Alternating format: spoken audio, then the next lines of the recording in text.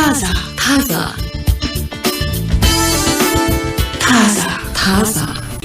ስለ ግንኙነት ደግሞ እናወራ።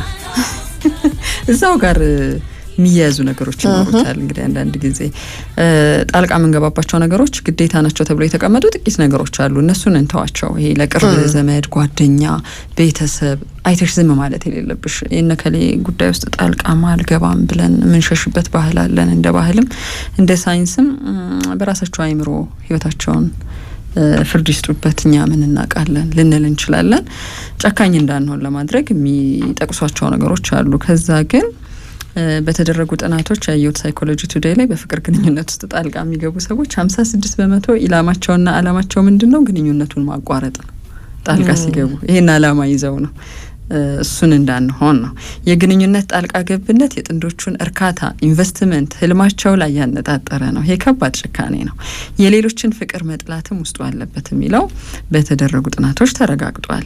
ግንኙነቱ የሚሳካውም የሚቋረጠውም በእኔ ምክንያት ነው የሚለውን ፍቃድ ለራሳቸው የሚሰጡ ሰዎች አሉ። የቅርብ ሰዎች አፕሩቫል ሰጪ እኔ ነኝ ለማለት ማለት ነው። ይሄን ግንኙነት ልበትነው ብል በትነዋለሁ፣ ዛሬ አብራችሁ ሁኑ ብላቸው 2 ዓመት አልስማማ ያሉት ይቀጥላሉ የሚሉ አሉ። የራሳቸውን ኢጎ በዛ ግንኙነት ውስጥ ማሳየት የሚፈልጉ ሰዎች ሲሆኑ ነው። ግን ምንም አላችሁት ምንም ሰዎች ከባድ ጫና የሚፈጥሩባቸው ግን ለውጥ የማያመጡባቸው ጣልቃ ገብነቶች ይኖሯቸዋል በፍቅር ግንኙነታቸው ውስጥ። አንደኛው ወደሽ ከተደፋሽ ቢረግጥሽ አይክፋሽ የሚል የጣልቃ ገብነት ስታይል ኖሮን ከሆነ እንየው።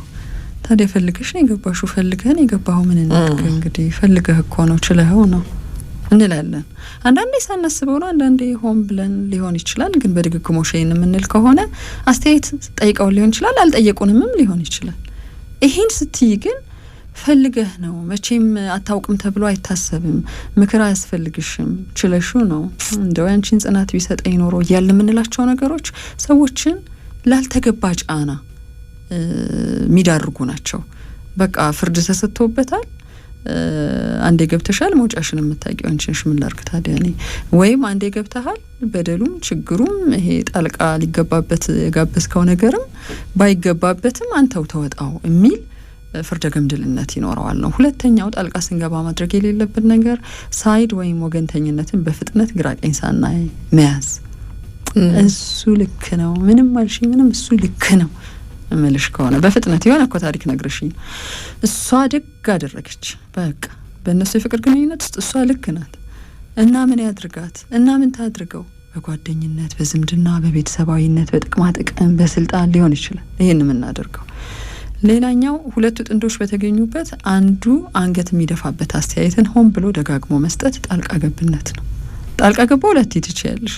በጣም ነው ያማረብህ አለባበስ፣ ቁመና፣ እንደው ቆዳ ምን ሆኖ ነው ጉስቁል ያለው? ቅድም ያለው እንግዲህ ሳህን እያጠበ አንቺን በርህራሄ የሚረዳሽ ሰውዬ እኮ ሊሆን ይችላል። አንቺ ታውቂያለሽ ያንን።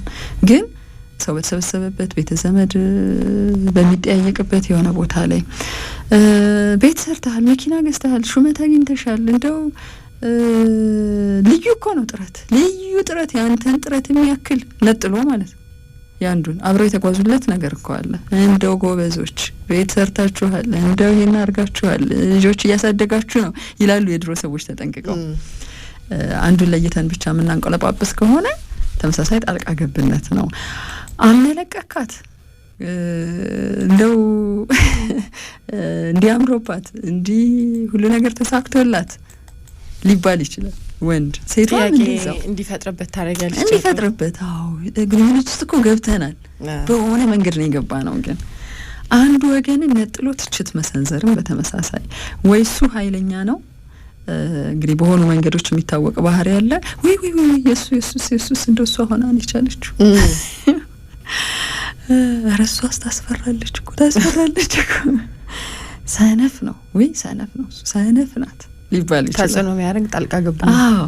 እንዴት ሻልሽው ግን እንዴት ሻልከው ግን አንድ ጥያቄ እኮ ናት። ግን ይሄ ተጽዕኖ ሊያሳድር ይችላል። ረጅም ዓመት አብረው የኖሩ ሰዎች ሊሆኑ ይችላሉ።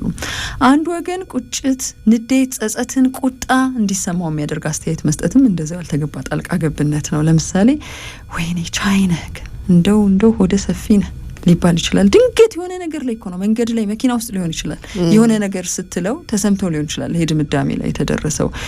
ይሄን ችለሽ ነው እየኖርሽ ያለሽ? አስገራሚ ነው መባል ከቅርብሽ የሆነ ሰው እምነት እንዲሸረሸር የሚያደርጉ ማስረጃ ግን ያላገኘንባቸው ድምዳሜዎች ልክ እንደ ደቡብ ኮሪያውያን ሚዲያዎች እንግዲህ አንዳንድ ጥርጣሬዎችን ሊፈጥሩ የሚችሉ በድግግሞሽ የምናፈነግጥባቸው ነገሮች ሊኖሩ ይችላሉ። ከግንኙነታችን ግን በደንብ በተከታታይ ሌላ ሴት ጋር ግንኙነት ሳይኖር ይቀራል ብለሽ ነው ይሄ ሰውዬ ብልሽ ተነስቼ ድንገት ጣልቃ እኮ ገብቻለሁ ህይወትሽን ላመሰቃቅለው እችላለሁ። ተመሳሳይ አንድ ታሪክ ምን እንደሰማው ግን ታውቂያለሽ ብዬ ኢሚዲየት የሆነ ታሪክ ለመተንፈስ ብለሽ ነግርሽኛል። ግን ተያያዥ ታሪክ ነግርሻለሁ። ያንቺን ታሪክ በዛ ታሪክ ውስጥ እየነገርኩሽ እና በማላቀው ማስረጃ ባላገኘሁበት ነገር የቺቲንግ ታሪክ ሊሆን ይችላል፣ የቤት የማፍረስ ታሪክ ሊሆን ይችላል። ይሄ ጣልቃ ገብነት ነው።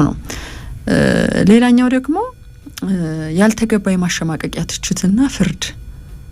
ደግሞ ተደባደባችሁ አይንሽ በልዞ መጣሽ ዛሬም ያንኑ ጉዳይ ነው የምትነግሪኝ? በእናትሽ ቶሎ በይ አፍጥኙ። ልክ ዛሬም ዝሙት ነው እንዳሉት የሃይማኖት አባት ለቀልድ ተብሎ የተሰራ ስራ ነው።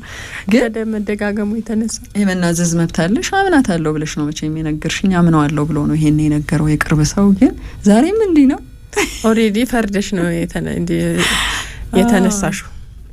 እና የፍቅር አጋር የት ናት? ምን ነው ሁሌ ለብቻ ጡል ምትነው? ሁል ጊዜ ለብቻሽ ምንድነው? የት ነው ያለው እሱ? ግን እንደው አብራችሁ አትሆኑ በዚህ ለት እንኳን የሚሉ ሰዎች አሉ። እሺ ከዛ ተተሽሄድሽውም ነገር ቢሆን እንዴነችና ብለሽ ጥያቄ ይፈጥርብሻል። ከዛ ከባድ እኮ ይሆናል። በደና ሰርጌችሁ ስትመለሺ ቤት ሊፈርስ ይችላል። እናንተ በራሳችሁ መንገድ ዲል የምታደርጉት ነገር እኮ ይኖራል። አንድ የተደበቀ ዓላማ ኖሮን ደግሞ ጣልቃ መግባት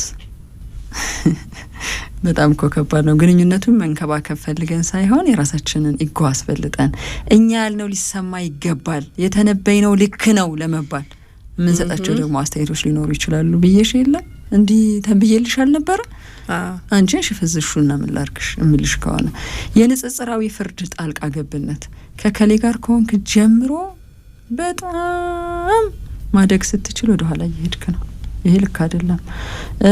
ከሱ ጋር ከሆንሽ ጊዜ ጀምሮ ብዙ ነገርሽ ልክ አይደለም። ሰውነትሽ ጨምሮ ጸባይሽ፣ ማህበራዊ ህይወትሽ፣ ጤናሽ፣ ስራሽ እነኚህ ነገሮች ሊባሉ ይችላሉ። በትክክል ግን ታዲያ ምንድነው ማለት ያለብን ለምንወዳቸው ሰዎች ለሚለው ነገር የተጎዱበትን ነገር ለማዳመጥ መፍቀድ፣ ግልጽ ያልሆኑልን ነገሮችን መጠየቅ። ልትነግረኝ ወይም ልትነግረኝ የምትፈልጊው ነገር አለ?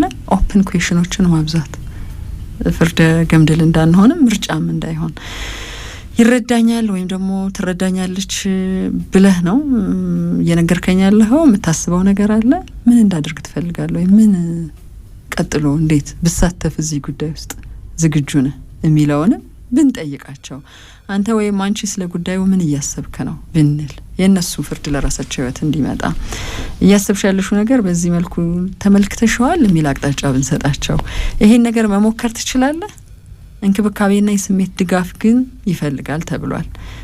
ለነሱ ውሳኔና ፍርድን መስጠት ግን ባናስቀድመው። በሁሉም ነገር ውስጥ መለያየት አለባችሁ፣ ቻለው፣ ቀጥል ወይም ደግሞ አቋርጠው ይሄን ህይወት አፍርሰው የሚል ነገር ባንል መልካም ነው የሚለውን ነገር ብናሰምርበት። በጣም ብዙ ሰዎች የቅርብ ጓደኞች አሏቸው፣ የቤተሰብ አባላት አሉ። ድንገት የሆነ ቦታ ላይ ሲያገኟቸው እነኛን ጥንዶች በሉ ተብለውም በሉ ሳይባሉም ጣልቃ ገብተው የሚሉት ነገር አለ። ይሄ የተለመደ ባህላችን ነው። ይሄ ማይ ቀደም እኮ የጠቀስሽው የቴራፒስት ጥያቄ ነው። የስነ ልቦናና አይደለ አማካሪዎች የሚጠይቁት ጥያቄ ነው እንጂ አብዛኞቻችን ብዙ ሰዎች ጣልቃ ገብነት ያለበት ውይይት ነው የምናደርገው በሰዎች ህይወት ውስጥ። እሺ ታዛን ነበር ሰሙ ቆያችሁት። በእኛ በኩል ያው ሰዓታችን ተጠናቋል። ከኛ ጋር ስለነበራችሁ ስላደመጣችሁ እናመሰግናለን። ትግስት በጋሻውና ጽገነት ላቃብረናችሁ ቆይታ አደረግን።